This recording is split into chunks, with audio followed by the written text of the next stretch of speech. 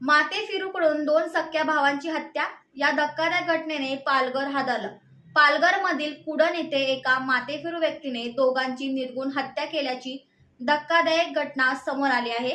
भीमराव पाटील आणि मुकुंद पाटील या दोघांवरती वार करून हत्या करण्यात आली आहे. हत्येनंतर आरोपी येथून पसार झाला होता. घटनेची माहिती मिळताच तारापूर पोलिसांनी घटनास्थळी धाव घेतली. तपासात फरार झालेल्या आरोपीस पकडण्यास पालघर पोलिसांना यश आले आहे. पालघरमधील तारापूर येथील ठाण्याच्या अंतर्गत येणाऱ्या कुडण येथे सायंकाळी 7:30 वाजेच्या सुमारास ही घटना घडली.